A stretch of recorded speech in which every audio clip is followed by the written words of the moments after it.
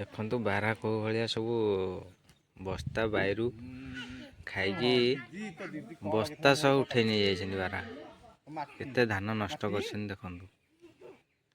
ଇଏ କାଲି ରାତିର ଦୃଶ୍ୟ। କାଲି ରାତିରେ ସବୁ ଏମିତି କରିଛନ୍ତି।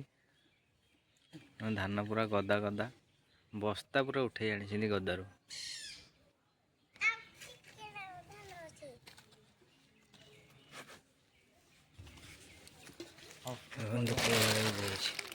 ବସ୍ତା କଣା କରିକି ଖାଇ ଯାଇଛନ୍ତି।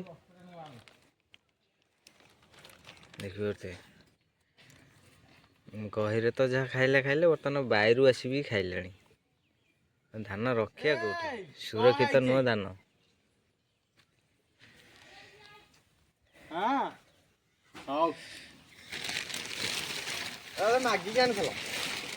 ଦେଖନ୍ତୁ କୋଉ ଭଳିଆ ଚିରିକି ବସ୍ତା ଖାଇକି ଯାଇଛନ୍ତି।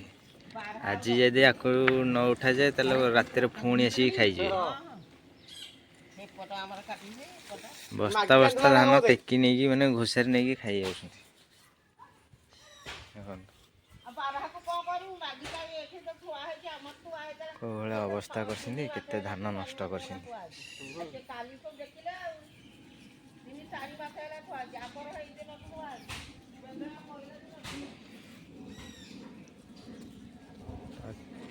ତ କୋଉଠି ଧାନ ରଖିବୁ ଆମେ କିଛି ଜାଣିପାରୁନୁ। ଘରେ ରଖିବୁ ବର୍ତ୍ତମାନ ଏତକ ଖାଇବା ପାଇଁ ବସେଇଲେ,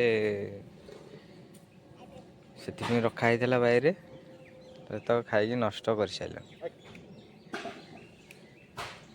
ଆଜି ଯଦି ତାକୁ ନ ଉଠାଇବେ ଆଜି ରାତିରେ ବି ଆସିବେ ପୁଣି।